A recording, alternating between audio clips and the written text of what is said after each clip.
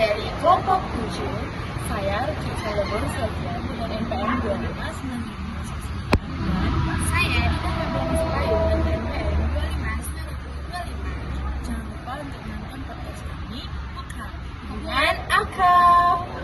Halo semuanya, balik lagi di podcast Ngobrol Akrab dengan saya sendiri Dina Dan saya Ru. Jadi, kali ini di podcast ini kami akan membahas hubungan akrab menurut pandangan psikologi sosial dan menurut buku Baron dan Byrne. Nah, hari ini kan kita bakal bahas tentang hubungan akrab nih ya Kak Rut. Jadi hubungan akrab menurut psikologi itu gimana? Jadi ini tadi menurut buku Baron dan Byrne yang kita baca dari psikologi sosial, hubungan akrab itu hubungan yang ditandai oleh kedekatan emosional, keterikatan, dan saling ketergantungan. Jadi bukan cuma sering ketemu, tapi juga ada rasa saling peduli dan saling percaya. Nah, berarti hubungan akrab itu bukan cuma pacaran aja ya, sahabatan juga bisa gitu. Ya, betul Kak. Hubungan akrab itu bisa terjadi antara sahabat, pasangan, bahkan keluarga, selama ada ikatan emosional yang kuat dalam hubungan itu.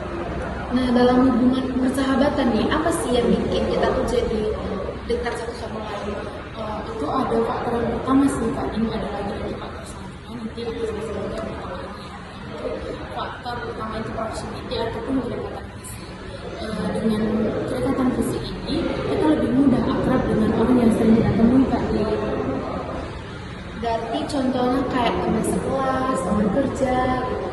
Ya Kak, sering kita temu langsung lah, bukan yang kayak dari handphone atau sekedar kenal lama aja, bukan sekedar followers IG kita, bukan ya Kak.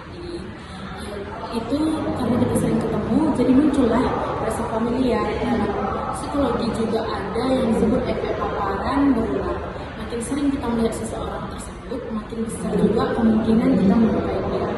Menyukai di sini bukan arti kayak menyukai secara lawan fisik ya Kak, menyukai cara orang ketampanannya gitu.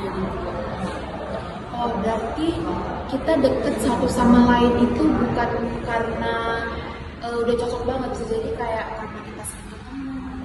Ya, bisa jadi seperti itu di awal Kak, tapi lama kelamaan nanti ada faktor lain yang menentukan apakah di hubungan ini jadi makin dalam atau tidak, atau sekedarnya aja Kak.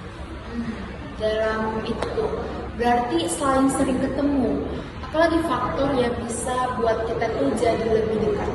Ada yang kedua faktornya itu faktor similarity, yaitu kesamaan tadi.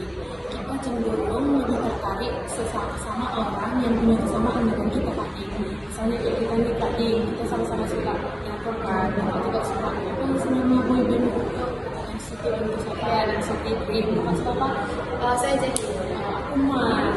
Ini membuat hubungan jadi kencang, dan juga enak.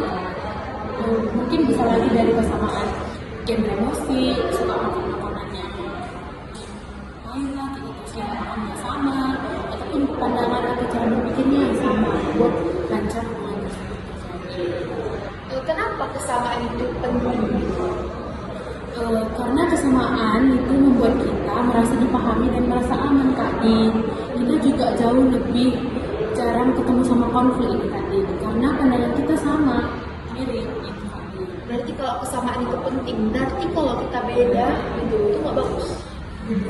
Beda itu bukan berarti nggak bagus tadi, tapi kalau terlalu banyak perbedaan tanpa komunikasi yang baik bisa bikin hubungan lebih sulit dijaga tadi.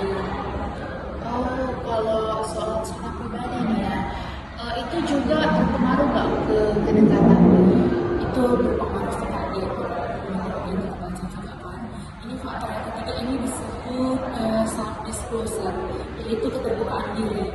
Menurut buku Baron dan Byrne, semakin kita mau berbagi perasaan, pengalaman pribadi, mau itu kekurangan kita, kelebihan kita semuanya masalah yang kita alami juga, semakin dekat pasti hubungan itu. Baik kalau terbuka sama aku misalnya cerita tentang masalah kakak, tiba-tiba curhat, kita tanpa percaya atau lagi ada problem. Tapi kan nggak mungkin ya kita baru ketemu langsung cerita semua di awal. Iya betul Kak, betul banget. Awalnya kemarin contohnya kita pas ini kemarin kan Kak, kita awalnya nggak saling kenal nih. Terus kan aku nggak mungkin kan tiba-tiba udah kenal sehari tahu namanya tiba-tiba aku langsung cerita keluh kesah sama kakak. Itu nggak bisa juga. Cerita itu dari yang ringan dulu, pelan-pelan, nanti ke hal yang lebih pribadi. Kalau keterbukaannya seimbang, kepercayaan akan terbentuk. Kalau misalnya tentang cerita-cerita gitu, kalau yang cerita tuh cuman satu arah doang, Satu pihak doang yang cerita, itu bisa bikin hubungan jadi nggak seimbang dan salah satu pihak bisa merasa capek dan secara emosional sih Kak. Karena kan satu pihak yang bercerita, satu pihak lagi mendengar, satu bosan mendengar ceritanya, satu lagi bosan selalu bercerita tapi nggak direspon balik. Dia berharap bahwa cerita yang diceritakan tadi, maunya dia bercerita lagi lah ke apa yang isi di hatinya ataupun sharing maksudnya kayak gitu. Saling curhat ya gitu. nah aku kan juga sering dengar nih ya, kalau perhatian itu penting dalam hubungan. Itu ada teorinya juga. Ada Kak, ini faktor yang ketiga itu ada disebut reciprocity, yang dimana artinya itu timbal balik. Kita cenderung menyukai orang yang menunjukkan bahwa mereka juga menyukai kita Kak. Awalnya sering nggak sih Kakak tengok kamu, misalnya awal ketemu mulai, misalnya kayak kawan SMA awal-awal gitu kan Kak, kita tengok mukanya sini, kita takut kan untuk dekat sama dia, jutek gitu kan, katanya juga sini sekali dengan kita, kan nggak mungkin kan berani kita gitu, berani kita langsung membantu dia. Berarti kalau kita dikasih perhatian, berarti kita lebih nyaman. Iya Kak, karena kita merasa dihargai, timbal balik itu bikin hubungan terasa adil dan saling menguntungkan secara emosional. Emosional ini perasaan.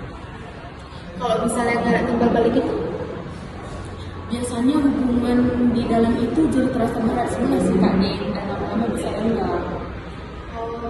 oke, dalam hubungan kan pasti adanya konflik. Jadi menurut teori gitu kan, itu tuh lebih bagus konflik diselesaikan atau dihindari. Kalau konflik itu pasti sangat wajar ada terjadi. Baru menjelaskan bahwa konflik muncul karena perbedaan kebutuhan dan harapan. Terus yang paling penting itu cara untuk menyelesaikan konflik itu sih Kak Din. Kalau komunikasinya baik, konflik justru bisa memperkuat hubungan. Ya kalau diamin ya, jadi dong terus mengganggu hubungan itu tadi. Ada penyelesaiannya. Berarti kalau konflik dipendam tuh gimana? Itu bisa menimbulkan cara emosional dan membuat hubungan jadi dingin tadi, jadi jaga jarak gitu. Nah, apa yang buat kita tuh jadi lebih mau tetap bertahan dalam hubungan? Ada dua hal, yang pertama itu kepuasan dan yang kedua itu ada komitmen. Kalau seseorang merasa bahagia dan dihargai dalam hubungan itu, dia akan lebih mau berkomitmen tadi. Berarti kalau adanya dua hal itu, berarti cinta itu nggak cukup. Cinta nggak cukup aja lagi. Cinta ini bukan karena sama cowok aja ya Kak Din, karena cinta ini maksudnya persahabatan, dekat yang lama gitu. Ya perlu usaha dan keputusan untuk tetap menjaga hubungan apalagi saat ada masalah sih Kak Din. Nah, Itu perlu banget. jadi dapat disimpulkan nih ya, kedekatan atau hubungan akrab itu dipengaruhi oleh beberapa banyak faktor, apalagi faktor dari psikologis ini ya. Berarti bukan tentang perasaan aja gitu ya Kak. Betul Kak Din. Ada kedekatan, kesamaan, keterbukaan, timbal balik dan cara mengelola konflik. Oke, makasih banget Kak Ruth atas penjelasannya. Dan makasih juga buat teman-teman kita yang udah dengerin podcast kita pada hari ini. Semoga pembahasan hari ini yang kami sampaikan tadi dapat kita pahami semua untuk membangun hubungan yang lebih sehat. Oke, terima kasih banyak ya teman-teman. Sampai jumpa di episode berikutnya. See you.